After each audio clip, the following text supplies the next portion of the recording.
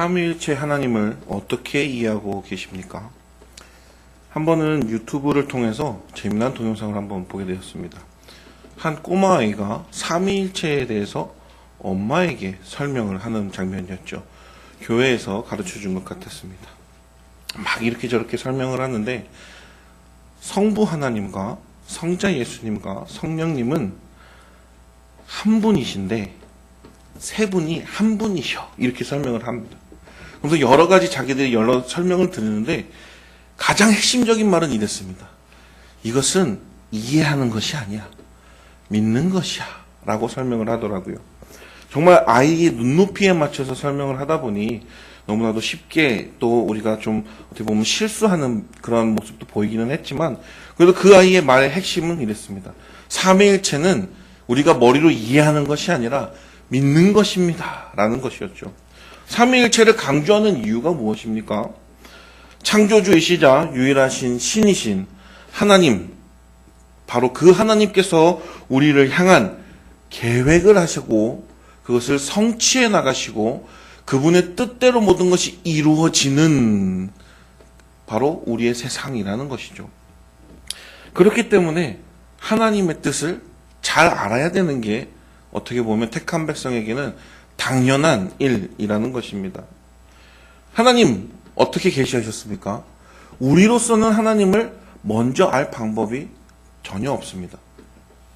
너무나도 감사하게도 하나님께서는 성경책을 통해서, 하나님께서는 직접 자기가 먼저 계시하심으로, 보여주심으로 우리가 하나님을 알게 되었습니다 라는 것이죠. 그리고 이제는 우리가 성경을 통해서 하나님을 잘 알 수 있는 시대라는 것입니다.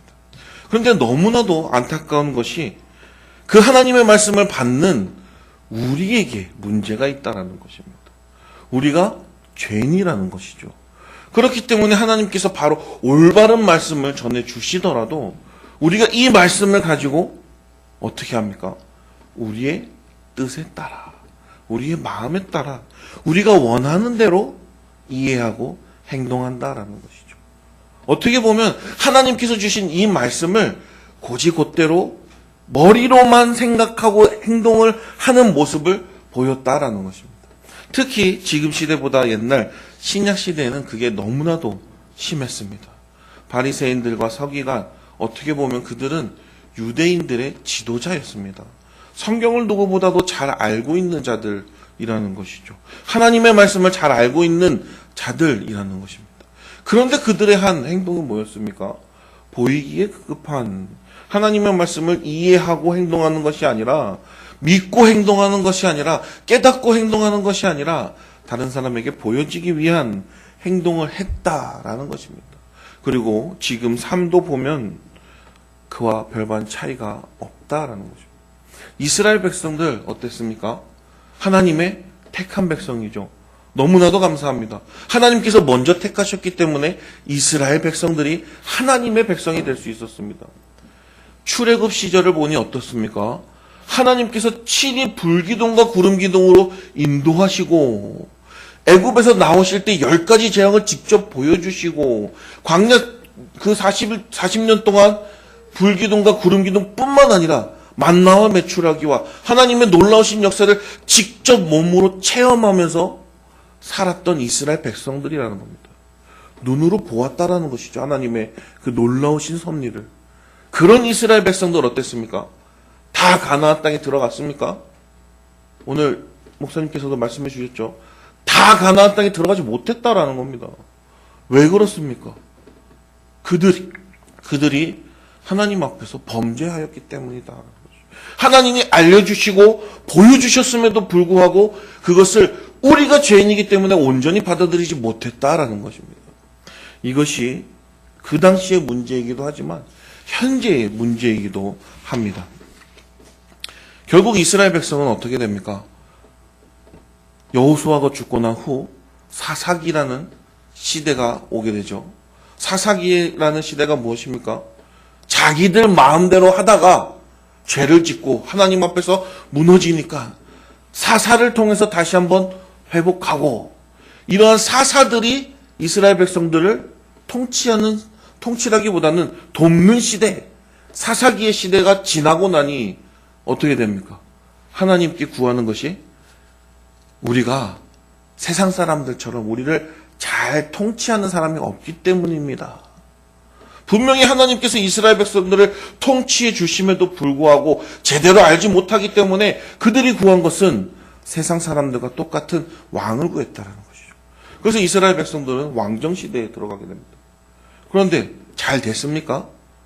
안 되죠. 어쩔 수 없습니다. 죄인이기 때문에 하나님과 같이 온전한 통치를 할 수가 없기 때문입니다. 그래도 하나님과 마음이 합한 왕들이 있을 때는 하나님이 원하시는 대로 이스라엘 백성들이 따라 나아갔지만 그렇지 않게 되었을 때는 어떻게 됩니까? 결국에는 포로 시대로 넘어간다는 것이죠. 포로 시대로 넘어간 후에 하나님께서는 약속을 하십니다. 회복시키신다 약속을 하십니다. 그리고 그 긴 시간 후에 회복시키는 것을 우리는 성경을 통해서 볼 수가 있다라는 것이죠. 그리고 하나님께서 주신 약속이 있으십니다. 무엇입니까? 가장 귀한 약속이죠. 이 구약시대 통틀어서 계속 처음부터 끝까지 말하고 있는 가장 귀한 약속. 메시아를 주신다라는 약속입니다. 그리고 구약시대가 끝나면서 신약 성경이 시작하는 그 시대가 도래하면서 이제는 예수님이 이 땅에 오심으로 메시아가 바로 그리스도가 이 땅에 오심으로 하나님의 뜻이 온전히 이루어지는 것을 보게 된다라는 것입니다. 제가 이렇게 장황하게 설명한 이유가 있습니다. 무엇입니까? 하나님의 뜻을 온전히 이해하기 위해서는 똑똑한 사람이 있어야 되는 것이 아니라 좋은 사람이 있어야 되는 것이 아니라 예수님이 계셔야 된다라는 것입니다. 예수님만이 하나님의 뜻을 올바르게 우리에게 이해시켜 주실 수 있는 유일한 분이다라는 것입니다. 그렇기 때문에 삼위일체부터 이렇게까지 쭉 설명을 하게 되었다라는 것이죠. 오늘 본문의 제목은 예수님을 따라가는 삶입니다. 왜 예수님을 따라가는 삶을 살아야 합니까? 하나님께서 원하시는 삶이기 때문입니다. 하나님께서 원하시는 삶은 예수 그리스도께서 가신 그 삶을 따라가는 삶이어야만 하나님께서 원하시는 삶이 된다라는 것이기 때문이죠. 그렇기 때문에 예수님으로만 구원을 받습니다가 정답인 것입니다. 예수님을 따라가야지만 하나님께로 갈 수 있는 유일한 길이고 진리고 생명입니다. 바로 이 말씀이 정답의 핵심인 것입니다. 이 시간 우리 삶의 방향을 다시 한번 생각해 볼 필요가 있습니다. 우리가 어디로 향하고 있는지 바라볼 필요가 있다라는 것이죠. 우리는 정말 예수님을 따라가는 삶이라는 제목을 통해서 현재 우리의 발걸음이 어디로 향하고 있는가라는 것을 다시 한번 생각하며 점검하는 시간이 되기를 원합니다. 첫 번째입니다. 예수님이 이 땅에 오신 것, 하나님의 온전한 말씀을 알려주시기 위함입니다. 그렇기 때문에 사명자인 우리는 하나님의 말씀을 바로 깨달아야 된다라는 것이죠. 21절 말씀을 보겠습니다. 이때로부터 예수 그리스도께서 자기가 예루살렘에 올라가 장로들과 대제사장들과 서기관들에게 많은 고난을 받고 죽임을 당하고 제3일에 살아나야 할 것을 제자들에게 비로소 나타내시니라고 기록되어 있습니다. 예수님의 공생의 시작은 어땠습니까? 말씀, 복음 전파 사역이었습니다. 기적과 이적을 통해서 치유하시는 사역이셨습니다. 그래서 많은 기적과 이적을 행하게 됐을 때 한 가지 특징이 일어나죠. 많은 사람이 모였다라는 것입니다. 그 많은 사람이 모였을 때 예수님은 복음을 전파하셨습니다. 하나님의 말씀을 가르치시고 하나님의 그 뜻을 가르치시고 하나님의 그 나라를 가르치시고 곧 메시아 예수 그리스도를 믿어야 되는 것을 가르치셨습니다. 그런데 중요한 것이 그 복음에는 예수님이 자신이 메시아다라는 것은 아직까지는 나타나지 않았다라는 것입니다. 오늘 말씀을 보면 이렇게 시작합니다. 이때로부터라고 시작을 하죠. 어떠한 사건이 있고 난 후라는 것을 알려주고 있습니다. 그 어떠한 사건이 무엇입니까? 바로 앞 문단을 보면 이렇습니다. 베드로가 신앙 고백을 하는 사건이었죠. 사람들이 나를 누구라 하느냐라는 예수님의 질문에 혹은 혹은 누구라 합니다. 혹은 누구라 합니다. 베드로가 들은 게 있기 때문에 세상 사람들이 말하는, 아니 저기에 예수님의 어떻게 보면 기적과 이적을 체험하기 위해서 모인 무리들이 예수님을 누구라 하느냐라고 하는 그 질문에 엘리야라 합니다. 선지자라 합니다. 이러한 대답을 합니다. 그런데 예수님이 질문을 하십니다. 베드로야, 그러면 너는 나를 누구라고 생각하느냐? 너는 나를 누구라고 믿느냐? 라고 질문하는 예수님의 질문에 베드로는 당당하게 대답합니다. 주는 그리스도시요 살아계신 하나님의 아들이시니이다 라는 고백이죠. 정말 너무나도 감동적인 고백일 수밖에 없습니다. 왜냐하면 아까 말한 대로 예수님께서는 나타내신 적이 없다라는 거죠. 예수님께서는 제자들에게 알려주시긴 하지만 비밀로 해라, 세상 사람들에게는 알려주지 않으시고 예수님이 바로 메시아다라는 것을 보여주셨다는 겁니다. 베드로는 그것을 보고 그대로 믿었다는 겁니다. 베드로는 바로 예수님이 우리가 기다려온 메시아이심을 확신했다는 것입니다. 그렇기 때문에 주는 그리스도시요라는 고백이 먼저 나오는 것이고, 살아계신 하나님의 아들이시니이다, 확실한 정당성까지도 고백할 수 있다라는 것입니다.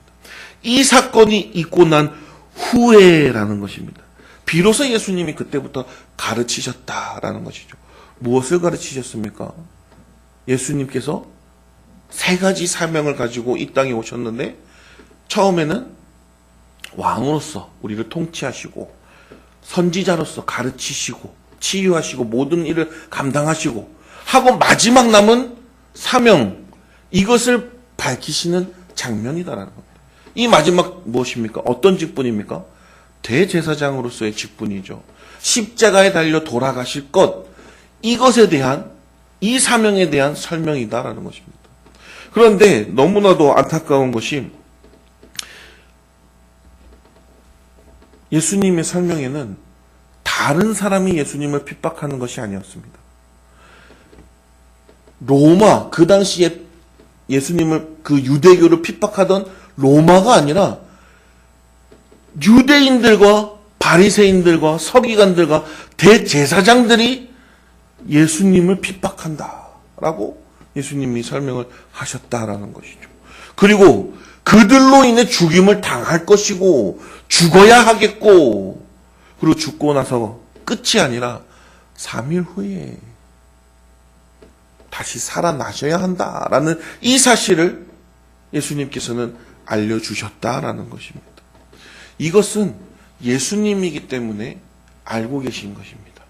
이것은 예수님이 이 땅에 오실 때부터 하나님이 계획하시고, 예수님이 진짜 이 땅에 오신 이유인 사명의 목적이 바로 이것이다라는 것입니다. 예수님은 삼위일체 하나님이시기 때문에 하나님의 뜻을 온전히 알고 이 땅에서 행하실 수 있는 유일한 분이시기 때문에 지금 이 말씀을 설명해 주신다라는 것이죠. 비로소 알려주신다. 그럼 비로소 알려주신 내용을 우리가 이제 알았죠. 무슨 내용입니까? 죽으러 오셨다라는 겁니다. 예수님이 지금 이 땅에 오신 이유가 죽으러 오셨다. 어떻습니까? 쉬운 사명입니까? 하나님의 사명이 예수님께 죽으러 이 땅에 내려가셔라 라는 그 사명을 주시면서 가라고 하신다. 어떻습니까? 제가 이해하기 쉽게끔 이렇게 설명을 한 겁니다. 이 말을, 죽으러 가라고 하는 이 말을 들었을 때 누가 쉽게 갈 수 있느냐라는 것이죠. 예수님이기 때문에 오실 수 있는 것입니다. 예수님이기 때문에 하나님의 뜻이 온전히 이루어질 수 있는 유일한 분이시기 때문에 이 땅에 오실 수 있는 것이고, 그 사명을 감당하실 수 있다라는 것입니다.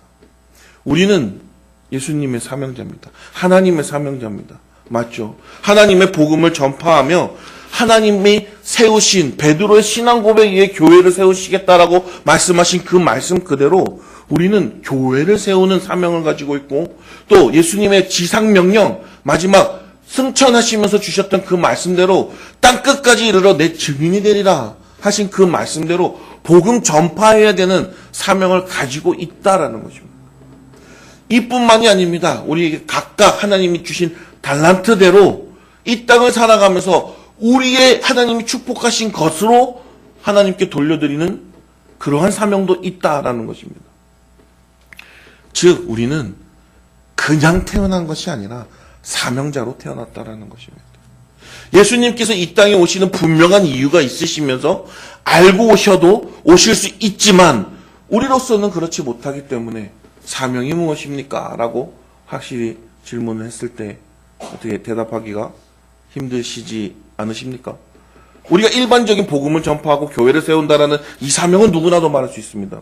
근데 우리 SFC나 꿈이 뭡니까? 사명이 무엇입니까? 물어보면 아직은 잘 갈팡질팡한 게 사실입니다. 그럴 때 무엇을 해야 되냐 이것이죠. 예수님께서는 다 아시기 때문에 예수님께서는 확실히 아시기 때문에 문제가 없었지만 우리는 어떻게 해야 되느냐 이것이죠. 예수님께서는 어떻게 하셨습니까?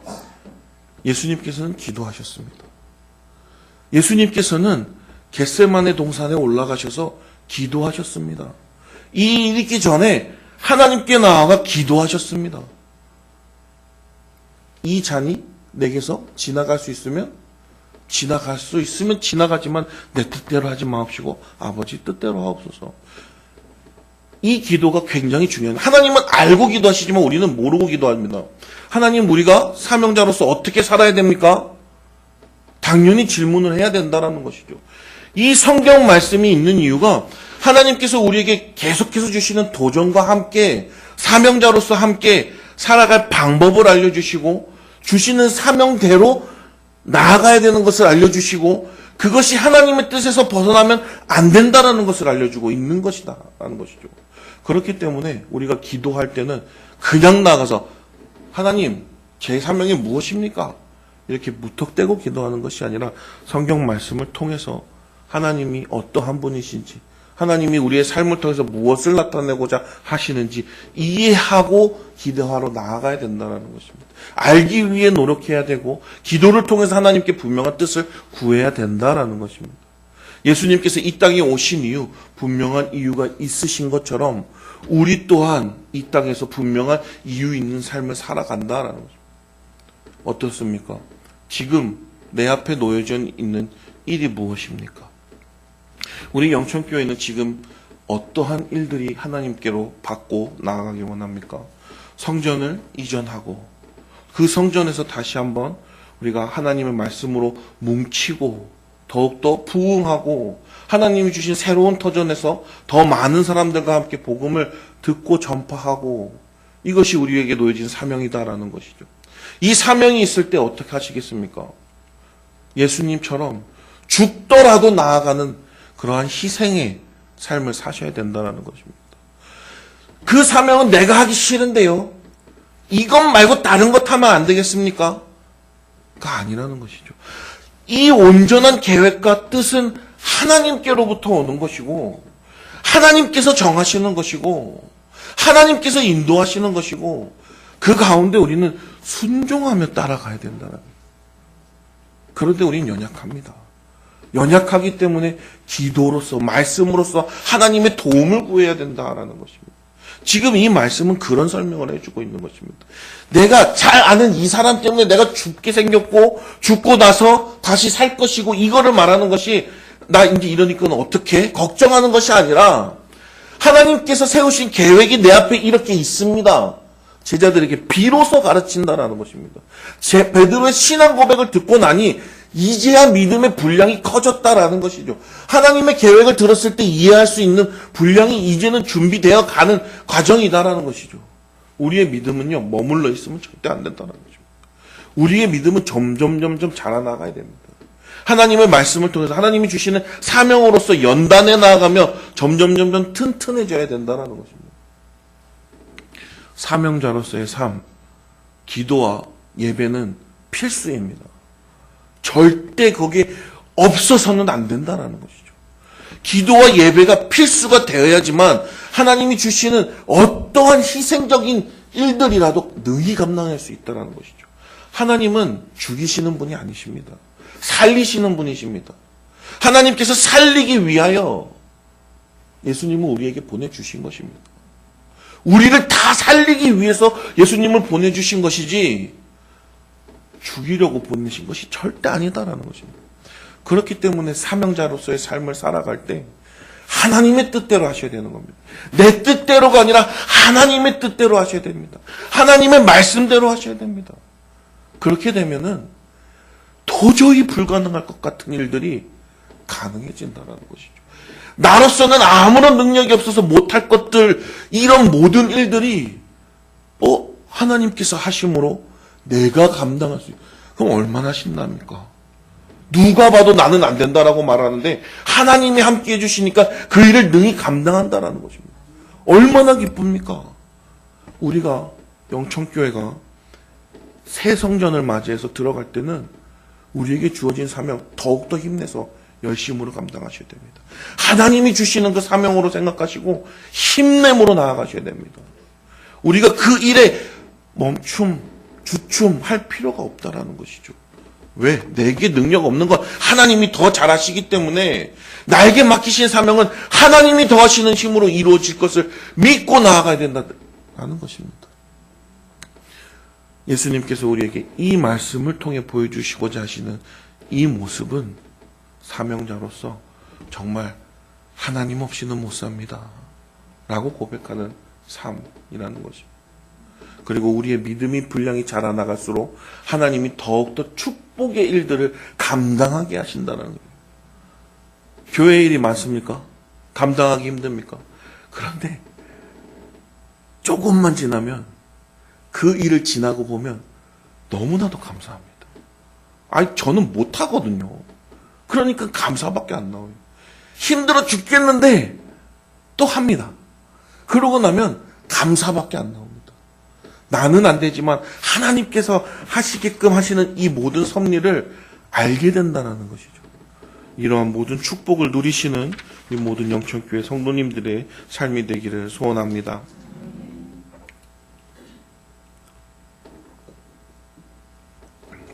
하나님의 사명자로서의 삶은 자신이 원하는 대로가 아니라 행하며 하나님의 일을 바라보지 못하는 그런 행동을 자신의 일만, 자신의 원하는 것만 생각하고 하나님의 일을 바라보지 못하는 이 모든 것을 사탄의 행동과 다를 것이 없다라고 성경은 말하고 있습니다. 22절에서부터 23절까지의 말씀을 읽어보도록 하겠습니다. 베드로가 예수를 붙들고 항변하여 이르되 주여 그리 마옵소서 이 일이 결코 주께 미치지 아니하리이다. 예수께서 돌이키시며 베드로에게 이르시되 사탄아 내 뒤로 물러가라. 너는 나를 넘어지게 하는 자로다. 내가 하나님의 일을 생각하지 아니하고 도리어 사람의 일을 생각하는도다 하시고. 베드로 어떻습니까? 갑자기 사탄이 되어버렸습니다. 베드로 좀 전까지만 해도 예수님께서 칭찬하셨던 사랑하는 제자입니다. 내 신앙 고백 위에 교회를 세우겠다. 천국의 열쇠가 여기에 있다. 라고 선포하셨던 예수님의 말씀이 사단아 내 뒤로 물러나라 라고 말씀하십니다. 베드로는 어떤 행동을 했습니까? 베드로는 항변했습니다. 어떤 것에 항변했습니까? 예수님이 비로소 가르쳐 주신 그 말씀에 항변을 했습니다. 이거는 죄인인 우리가 하나님의 일을 봤을 때 너무나도 쉽게 나타나는 모습입니다. 왜 그러냐면요. 이해를 못하거든요. 하나님의 그 놀라우신 계획을 우리가 측량할 수가 없거든요. 그렇기 때문에 무조건 딱 보면 하나님 이게 말이 됩니까? 가 먼저죠. 그런데 여기서 베드로는 말이 안 됩니다가 아니라 자기의 생각을 먼저 했습니다. 무엇이냐면 예수님을 사랑한다는 것이죠. 내가 존경하시는, 내게 가르쳐 주시는 참 스승이자 내가 가장 사랑하시는 그 예수님이라는 것이죠. 그런데 그 예수님이 다른 사람도 아니고 유대인들에게, 바리새인들에게, 제사장에게 죽임을 당한다니. 그러면 어떻겠습니까? 베드로는 어부였던 사람이죠. 다혈질입니다. 성질이 급한 사람입니다. 바로 튀어납니다. 예수님 절대 그렇게 안 됩니다. 내가 그 일을 못하게끔 막겠습니다. 예수님이 왜 죽으십니까? 예수님은 죄가 없으신 분이고 이 땅이 필요하신 분인데 왜 죽으셔야 됩니까? 하나님의 뜻은 모르는 베드로의 대답이기 때문에 자신의 생각만을 생각한다라는 것이죠. 예수님이 이 땅에 있으면 얼마나 좋습니까? 생각 한번 해보십시오. 지금 예수님이 아마 지금 한국에 있다 그러면 온 모든 세상 사람들이 한국에 오려고 난리가 날 겁니다. 왜 그렇습니까? 옷깃만 스쳐도 병이 낫는데요. 하나님이 주시는 그 말씀은 우리로 하여금 더 이상 갈증을 느끼지 않게끔 영원한 샘물을 주시는데요. 만나야죠, 그러면. 그렇지 않습니까? 그 예수님이 있으면 너무 얼마나 좋은 세상입니까? 이 세상에서 살기 좋은 세상 아니겠습니까?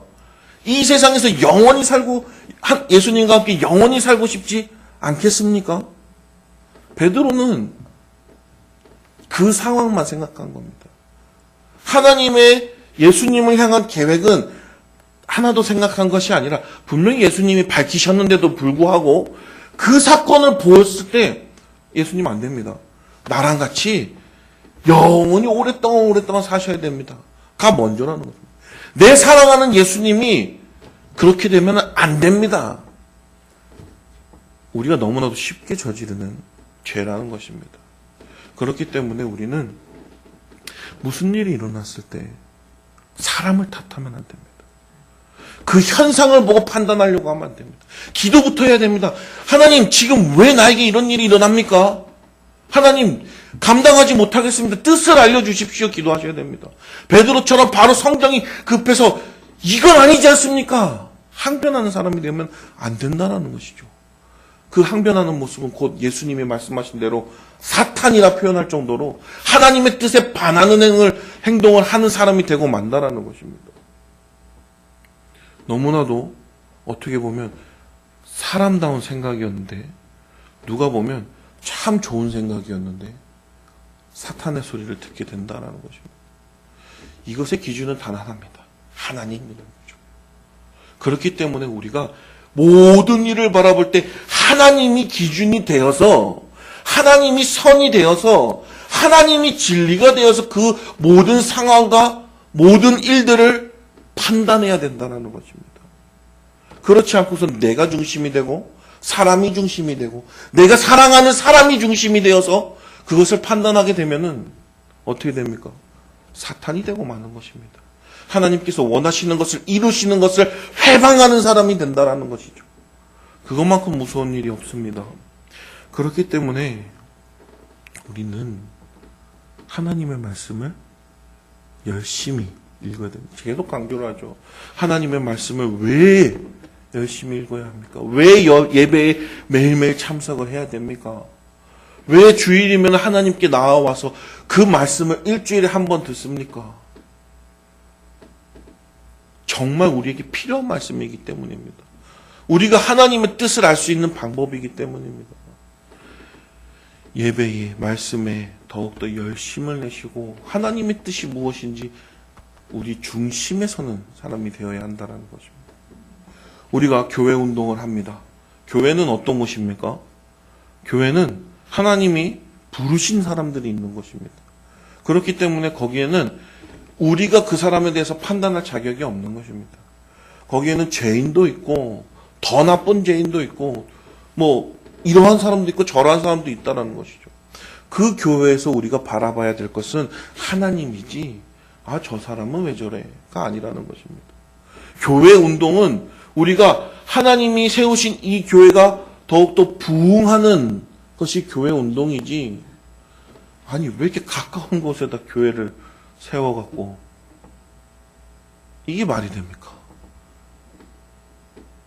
교회는 하나님이 세우시는 곳이고 그 교회는 하나님이 부르시는 사람들이 모이는 곳이고 왜 우리 교회 성도들을 빼가? 말도 안 되는 소리입니다. 이 말은. 교회는 부흥해야 되는 것입니다. 올바른 하나님의 말씀이 선포되는 교회에 사람들이 모여야 되는 것입니다. 다른 교회를 험담하고 비방하면 안 된다는 것이죠. 그리고 교회를 세우기 위해서 열심을 다해야지 교회를 무너뜨리기 위해서 열심을 다하면 안 된다는 것입니다. 교회를 무너뜨리는 행동은 사탄이 하는 행동입니다. 사탄은 하나님의 일을 회방하려고 애쓰는 자입니다. 그 사탄의 권세 아래 있는 사람은 어떻습니까? 사탄의 종은 결국에 하나님이 심판하십니다. 우리는 우리의 원대로 교회를 이렇게 저렇게 하려고 하면 안 됩니다. 하나님께서 이 교회를 품고 나아가시고 하나님의 뜻대로 나아가야 된다는 것을 믿고 바라봐야 된다. 그렇기 때문에 우리가 소리 높여서 우리 교회는 이렇게 합시다! 그런 게 아니라 분명히 하나님께서 세우신 당회와 당회장 있기 때문에 하나님이 더 많이 지혜를 주시고 축복해 주셔서 우리 교회가 하나님의 뜻대로 나아갈 수 있게끔 인도하여 주세요. 그들을 위해서 더욱더 힘내서 기도를 해야 된다는 것입니다. 정말 교회를 세우는데 하나님의 말씀을 제대로 알고 따라가는 데에 진력하시는 우리 모든 성도님들의 삶이 되기를 소원합니다. 세 번째입니다. 하나님의 사명자들은 자기를 부인하고 십자가를 지고 예수를 따르는 삶이 되어야 한다는 것입니다. 처음부터 이렇게 쭉 이어져서 내려오니 결국엔 답이 나옵니다. 예수님께서 알려주십니다. 나를 따르려거든 자기를 부인하고 자기 십자가를 지고 따르라 라고 하십니다. 부인한다라는 말이 무엇입니까? 사실 이것은 부정적인 의미로 사용되는 것입니다. 아니다라고 하는 것이죠. 아니다. 그리고 또 거절한다 라는 의미가 있는 단어입니다. 그러면 왜 자기를 부인합니까? 나를 부인해야 될 이유가 무엇입니까? 앞에서 말했던 그대로 나는 죄인이기 때문입니다. 내 안에 있는 나는 죄인이기 때문에 우리 안에 내가 가득 차야 되는 것이 아니라 성부, 성자, 성령 하나님이 가득 차야 된다는 것입니다. 내가 가득 차 있으면은 하나님이 들어올 틈이 없다라는 것이죠. 내가 가득 차서 나를 위한 사람이 되어 있으면 하나님의 말씀이 들어올 틈조차 없다라는 것입니다. 우리는 늘 성령 하나님의 인도하심을 따라 살아야 됩니다. 성령 하나님의 인도하심을 따라 하나님의 말씀대로 살아가면서 하나님이 무엇을 원하시는지 예수님이 보여주신 그대로 따라가며 살아야 된다는 것입니다. 그런데 나를 부인하지 않고서는 그 삶이 안 된다는 것이에요. 내 안에 내가 가득 차 있고서는 이 삶을 살아갈 수가 없다는 것이죠. 앞에서도 말했듯이 우리는 능력이 없습니다. 우리는 힘이 없습니다. 작심삼일이라는 옛말이 그대로 맞는 것이 우리의 삶입니다. 그런데 나는 좀 잘합니다. 이렇게 고백하시겠습니까? 아니라는 것이죠. 예수님이 말씀하신 그대로 자기를 부인하는 삶을 살아야 합니다. 이것이 정답이라는 것입니다. 그렇게 되면은 자연스럽게 자기 십자가를 지게 됩니다. 자기 십자가라는 것이 무엇입니까? 우리의 죄의 사함이 십자가죠. 우리가 우리의 죄를 짊어지고 우리의 해야 될 일들을 짊어지고 우리가 감당해야 될 일들을 마땅히 짊어지고 나아간다는 것입니다. 예수님이 가신 것처럼 그 발자취를 따라 나아간다는 것이죠. 그러면 어떻습니까? 나는 못하지만 하나님이 도우셔서 우리가 하나님의 말씀대로 따라가는 그 삶이 우리의 십자가를 지는 삶입니다. 산이 되더라는 것이죠. 예수님을 내가 따라가야지가 아니라 예수님이 말씀하신 대로 나를 부인해서 내 안에 성령 하나님이 가득 차서 나를 인도하시고 우리의 십자가 즉 하나님의 말씀대로 이 땅에서의 삶을 살아가니 자연스럽게 예수님이 걸어가신 그 길을 따라가게 된다는 것입니다. 왜냐하면 이 세상은 하나님의 말씀과 정반대되는 세상이기 때문입니다. 죄악된 세상은 하나님의 말씀을 해방하는 것이기 때문입니다. 그래서 하나님의 말씀을 따르는 삶이 자연스럽게 십자가를 지게끔 되어 있다는 것입니다. 이것이 우리에게 어떻게 보면 너무나도 감사한 일입니다. 내 마음대로 내가 계획해서 잘 사는 방법대로 아니면 누가 이렇게 하면 잘했다더라 따라할 필요가 없이 확실한 길인 예수 그리스도만 따라가면 된다는 것이죠. 그 예수님이 어떻게 따라와야 되는지까지도 알려주신다는 것이죠. 내 안에 내가 가득 차면 안 됩니다. 내가 사랑하는 다른 것이 가득 차도 안 됩니다. 내 안에는 예수 그리스도, 하나님, 성령님이 가득 차야 된다는 것입니다. 그렇게 되면은 예수 그리스도를 따라가는 자연스러운 우리의 삶이 된다라는 것입니다. 결국에 우리는 이러한 삶을 통해서 하나님께서 우리에게 주시는 사명을 감당하게 되는 것입니다. 우리가 예수님을 따라 하나님의 뜻대로 살아가는 그 삶을 살게 된다는 것입니다. 내가 잘나서 내가 능력이 있어서 무엇이 얼마나 계획을 잘 짜고 얼마나 돈이 많아서 이런 것이 아니라 하나님 말씀대로 나를 부인하고 하나님 말씀대로 살아가니 십자가를 지고 그러다 보니 예수님이 가신 그 길을 따라가니 결국에는 하나님이 원하시는 대로 사는 삶으로 가고 있다라는 것이죠. 힘든 삶입니다. 그렇기 때문에 십자가라고 표현하는 것입니다. 십자가는 결코 쉬운 짐이 아닙니다. 예수님께서도 그렇게 기도하시지 않습니까? 이 일로 하여금 나로 지나갈 수 있으면 지나가게 하여 주시옵소서. 하지만 내 원대로 마시옵고 하나님 아버지의 뜻대로 하옵소서. 십자가의 길은 쉬운 길이 절대 아닙니다. 만만하게 봐서는 되는 길이 절대 아닙니다. 내가 할 수 없는 길이 바로 십자가의 길입니다. 그랬을 때 더욱더 하나님께 매달리십시오. 더욱더 예수님께 매달리십시오. 더욱더 성령 하나님의 인도하심을 체험하십시오. 그러면 내가 나아가는 것이 아니라 성령 하나님이 이끄시는 내가 나아가는 삶을 살게 된다는 것입니다. 사랑하는 영천교회 성도님들, 제가 미국에서 공부할 때 기독교 상담학을 들을 때의 교수님의 설명이었습니다. 그 교수님은 많은 상담을 하셨다고 합니다. 특히 이혼하기 전에 와서 이제 조정을 받는 상담을 많이 하셨다고 하더라고요. 그러면서 공통적으로 그분들에게 해주었던 예화를 수업 시간에 해줬습니다. 결혼을 해서 두 사람이 만나면 누구를 닮으면 가정이 평화롭겠습니까? 즉, 누구 말을 잘 들으면 가정이 평화롭겠습니까? 누구 말을 잘 들어야 됩니까? 남편 말씀을 잘 들어야 됩니까? 부인 말을 잘 들어야 됩니까? 부인 말이 잘 들어야 됩니까? 대부분 이렇게 싸워서 이렇게 오시는 분들은 단단합니다. 내가 이렇게까지 해줬는데. 그러니까 즉, 내가 당신이 원하는 거 이만큼 해줬는데 왜 나한테 요만큼도 못 해주냐 이겁니다. 그러면, 아니, 당신이 언제 나한테 이렇게 해줬습니까? 내가 원하는 건 이런 거였는데 왜 나한테 이렇게 맞춰주지도 않고 해준 것처럼 다 얘기합니까?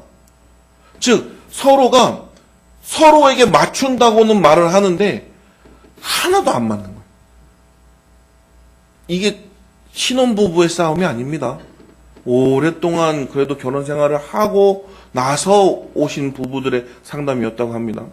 그 교수님이 하시는 말씀이 아니 이 사람들이 계속 싸우면서 그래서 한 가지 답을 주었답니다. 아까 말씀하셨던 것처럼 남편을 닮으려고 하지 말고 부인을 닮으려고 하지 말고 예수님을 닮으시면 됩니다. 서로가 예수님을 향해 나아가면 틀릴 게 없다라는 겁니다. 남편은 똑같이 사람입니다. 부인도 똑같이 사람입니다. 이게 무슨 말이냐면 변한다라는 거예요. 변한다라는 거예요. 그때 내가 분명히 그때는 이렇게 생각했었는데 시간이 지나고 나니까 변해버린다라는 거예요. 그렇기 때문에 그거는 이제 안 맞는다라는 것이죠. 아니 이렇게 힘들게 노력해서 맞춰놨는데 이제는 아니라고 말한다는 것이죠. 그러면은 영원히 맞출 수 없는 것이죠. 교차하고 한 번만 딱 맞고 나아가 버린다는 것이죠. 그래서 예수님을 닮아가는 한 점을 보고 나아갈 때는 그 점에서 딱 만나게 되어 있다는 거예요. 그 예수님을 바라보는 그 길을 나란히 걷게 된다는 것이죠.